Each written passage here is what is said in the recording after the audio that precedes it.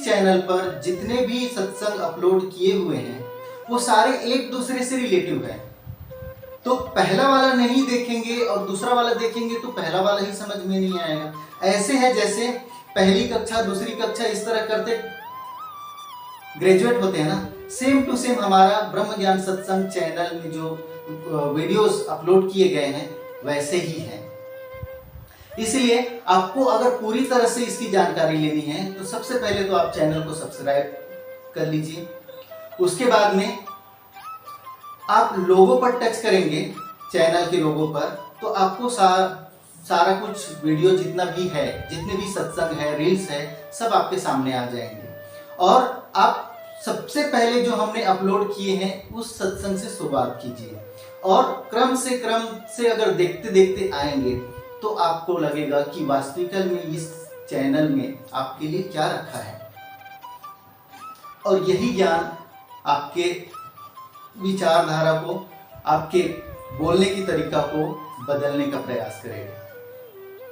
और कुछ समय के बाद में आप पाएंगे काफी कुछ परिवर्तन हो गया। आप स्वयं को भी पहचानने में फिर देर नहीं करेंगे। तो आते हैं आज का जो सत्संग है उसका विश्लेषण किस विषय पर करने जा रहे हैं। देखिए, आज का सत्संग की शुरुआत करने से पहले मैं ये कहना चाहूंगा, मैं किसी भी धर्म या किसी भी व्यक्ति विशेष, जाति या समुदाय का विरोध करने के लिए नहीं आया हूं।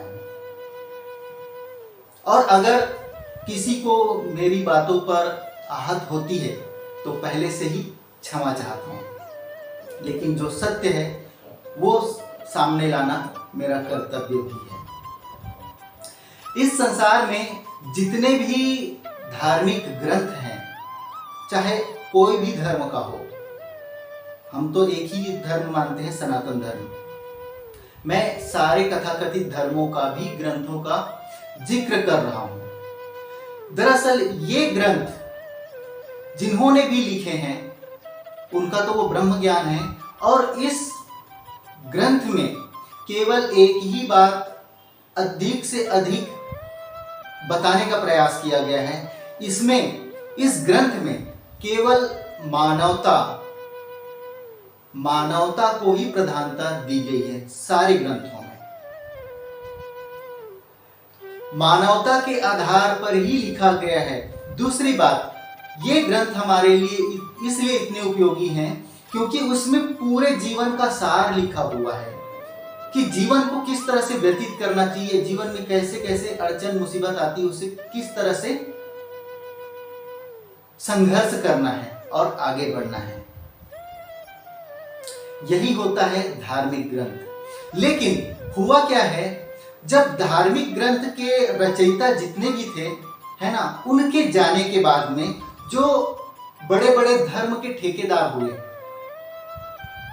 जो कहने लगे कि हम सबसे ज्यादा जानते हैं, हमने बहुत अध्ययन किए हैं, बहुत कुछ किए हैं इसमें, इन लोगों ने क्या किया है, उनके जाने के बाद में उन ग्रंथों में अपनी विचारधारा को थोप दिया है। और वही विचारधारा आधा तो उन ग्रंथ के रचयिता का है और आधा उसमें मिक्स करके ऐसे परोस दिया जाता है, और सत्य के साथ में असत्य को भी इस तरह से परोसा जाता है जैसे एकदम परम सत्य है। और ऊपर से ये भी कहने लगते हैं, देखो यहाँ पर लिखा है इसलिए बता रहा हूं, और लिखा है इसका मतलब 100% सच है। भाई कम से कम एक बार तो पता कर लेते, लिखा ये बात सत्य है लेकिन किसने लिखा है? क्या ग्रंथ के रचयिता ने लिखा है या किसी और ने आके अपनी विचारधारा को थोप दिया है? ऐसा केवल एक ही धर्म के साथ में नहीं हुआ, एक ही धार्मिक ग्रंथ के साथ नहीं हुआ है। इस संसार में जितने भी धार्मिक ग्रंथ हैं उन सब में इन धर्म के ठेकेदारों ने, नालायकों ने अपनी विचारधारा को थोप दिया गया है। इसमें हमारे सनातन धर्म के भगवद गीता, रामायण और बहुत सारे ग्रंथ सभी लपेटे में आए हैं, और साथ ही साथ इस्लाम, क्रिश्चियन, बौद्ध, इन सब के धार्मिक ग्रंथों में भी लिपापोती हो चुका है। कुछ समय पहले एक मेरे ही करीबी मित्र है ना, उसने मेरा पुराना एक सत्संग सुना, तो वो बोल रहा था कि तुम हिंदू होकर सनातन का विरोध कर रहे हो। भाई मैं सनातन धर्म का विरोध तो कर ही नहीं सकता, और जितना मैं धर्म के पक्ष में हूं उतना तो तुम हो भी नहीं, क्योंकि तुम अंधविश्वासी हो। बताने वाले बता रहे हैं, देखो यहाँ लिखा है इसलिए सच है। तुम तो कम से कम प्रैक्टिकल कर लो कि ये कहां तक सच है और किसने लिखा है। धार्मिक ग्रंथ मार्ग है, कर्म करने का मार्ग है, जीवन को जीने का मार्ग है, किस तरह से जीना चाहिए इसके लिए मार्ग है। ये केवल पढ़ने के लिए और सुनने के लिए नहीं है। अगर आप पढ़ना और सुनना ही चाहते हैं तो बस कीजिए, उसके तरफ देखना भी मत। और इन ग्रंथों के बारे में जो वास्तविकता में जो जान जाता है, पहचान जाता है, वो स्वयं को भी जान जाता है और पहचान जाता है। लेकिन वही लोग जानते हैं जिन्होंने इस ग्रंथ को सुना है, पढ़ा है और अपने जीवन में प्रैक्टिकल भी किए हैं।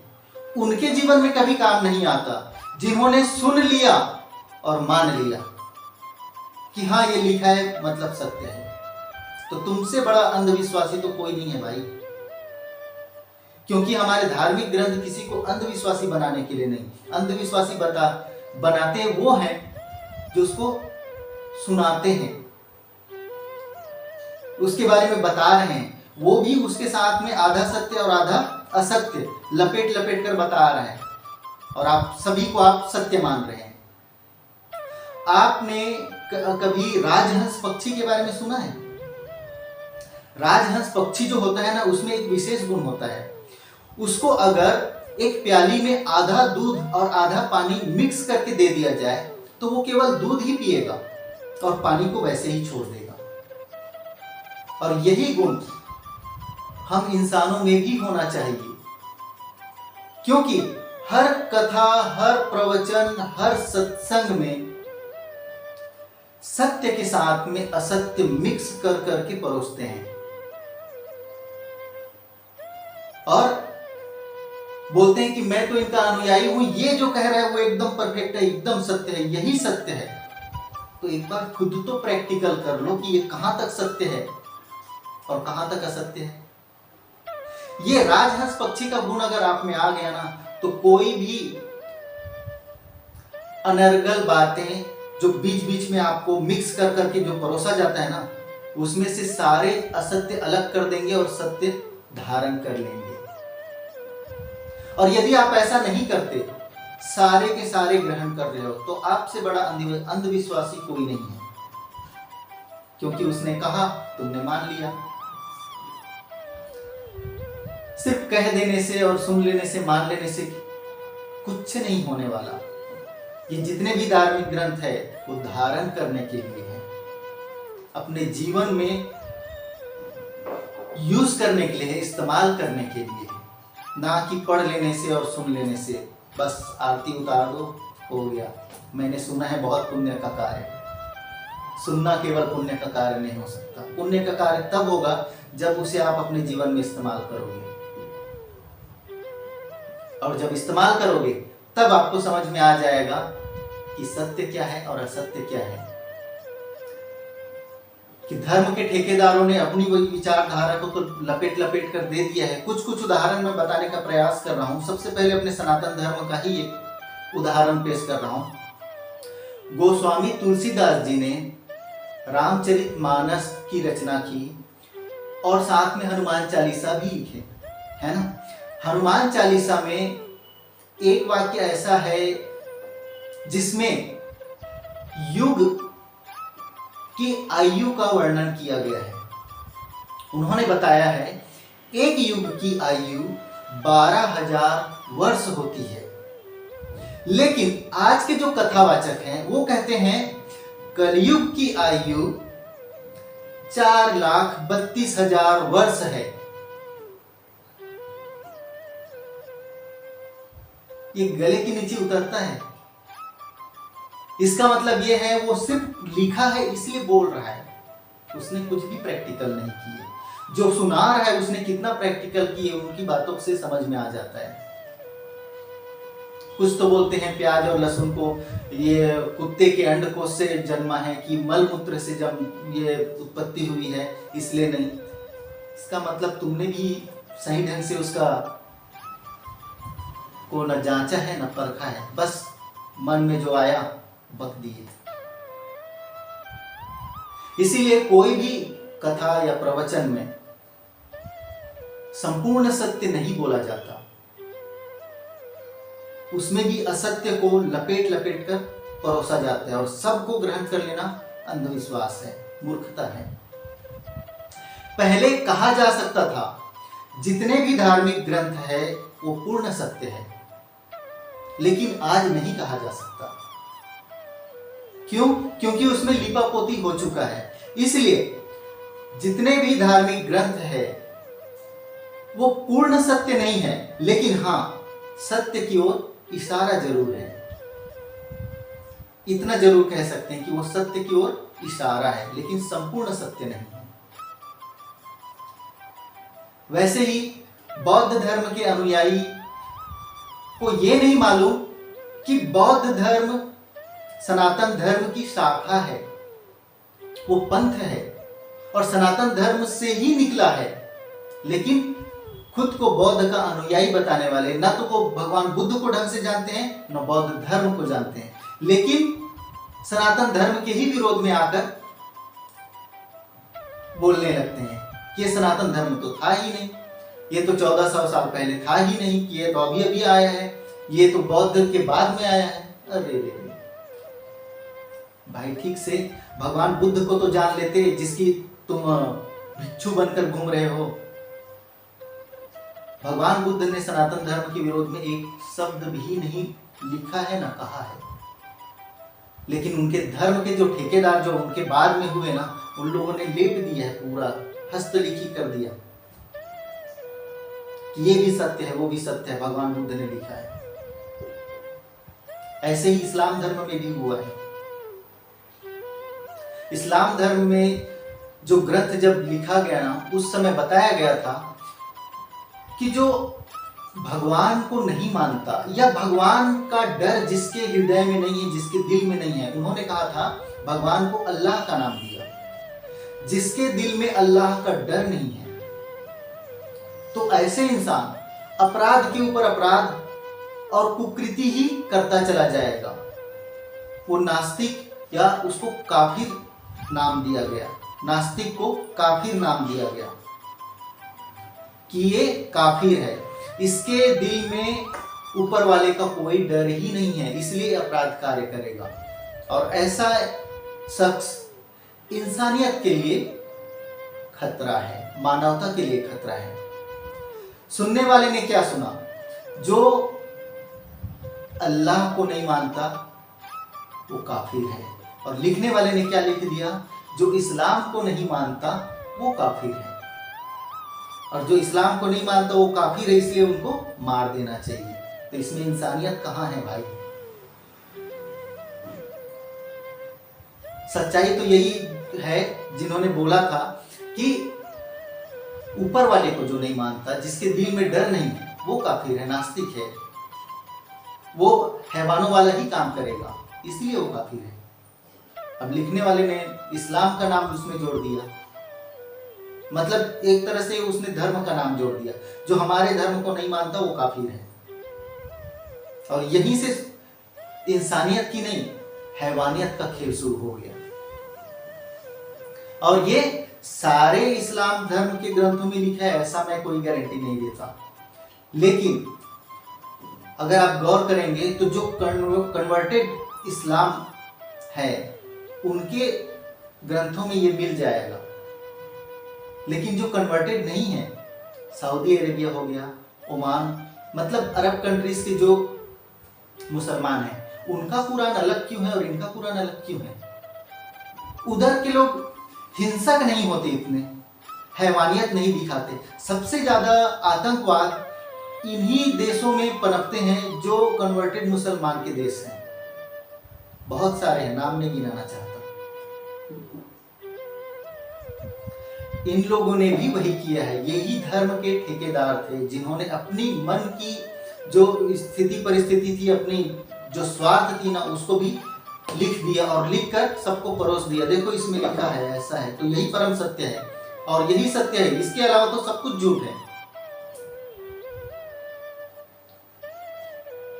हर एक धार्मिक ग्रंथ मार्गदर्शन है, उसे सुनना चाहिए, पढ़ना भी चाहिए और पढ़कर उसमें जो ज्ञान छुपा है वो अपने जीवन में यूज करना चाहिए, इस्तेमाल करना चाहिए। तभी तो ऊपर वाला खुश होगा। और सभी ग्रंथ इंसानियत को ध्यान में रखते हुए, मानवता को ध्यान में रखते हुए लिखा गया है, ना कि हैवानियत को ध्यान में रखते हुए लिखा गया है। मैं किसी भी धर्म का पक्ष नहीं ले रहा हूं और किसी भी धर्म का विरोध भी नहीं कर रहा हूं, लेकिन अगर मेरी बातों पर किसी को अगर आपत्ति होती है तो उसके लिए मैं क्षमा चाहता हूं। मुझे किसी का दिल को ठेस पहुंचाने का कोई इरादा नहीं है, आहत करने का कोई इरादा नहीं है। मेरा बताने का मतलब यही था कि कुछ है अभी भी धर्म के ठेकेदार जो धर्म को अपने हिसाब से ही चलाना चाहते हैं, और कुछ समय पहले थे जिन्होंने तो पूरे धर्म के ग्रंथों को ही अपनी विचारधारा में परिवर्तन कर दिया। इसीलिए हमारे भी हिंदू धर्म में, सनातन धर्म के जो कथावाचक वगैरह हैं, प्रवचन करता है, उसने कहाँ तक उसने प्रैक्टिकल किया है इस ग्रंथ का, उसका कोई गारंटी नहीं है। हाँ, बस यही बोल देंगे कि लिखा इसलिए बता रहा हूं, तो कम से कम एक बार प्रैक्टिकल तो कर लिए रहते, कहां तक सत्य है और कहां तक असत्य है। नहीं, लिखा है इसलिए बता रहा हूं और मैं मानता हूं, तुम भी मानो, तो भाई तुमसे बड़ा अंधविश्वासी इस दुनिया में नहीं है, समझ लो। केवल लिखा है इसलिए मान लेना, पहले प्रैक्टिकल करो फिर मानो। इसका मतलब तो यही हो गया, उसने उत्तर दिशा को अगर उसने बोल दिया नहीं ये दक्षिण दिशा है, तो तुमने मान लिया। आम के वृक्ष को अगर उसने कह दिया ये नीम का है, तुमने मान लिया। कह देने से और मान लेने से ये सबसे बड़ा अंधविश्वास है। और जो हमारे धार्मिक ग्रंथ हैं, जितने भी धार्मिक ग्रंथ हैं, वो मार्गदर्शन है, उसके मार्ग पर चलो तब परमात्मा प्रसन्न होता है, खुश होता है। और ये हमारा जीवन जो है ना, वो कर्म प्रधान है, मान लेने वालों का प्रधान नहीं है, प्रधानता नहीं देते, या कह देने वालों का भी प्रधानता नहीं। कहने वाले ने तो कुछ और ही कहा था, लेकिन लीपापोती करने वालों ने सब गुड़ गोबर कर दिया है। इसलिए कोई भी धर्म के ग्रंथ हो, सबसे पहले पढ़ो, जांचो, परखो, फिर मानो। तो हम अपना आज का सत्संग यहीं पर विराम करेंगे। अगर मेरी बातों से किसी को भी अगर आहत हुई है तो हाथ जोड़कर क्षमा चाहता हूँ, लेकिन सत्य को परखने का प्रयास कीजिए। मिलेंगे अगले सत्संग में। नमस्कार।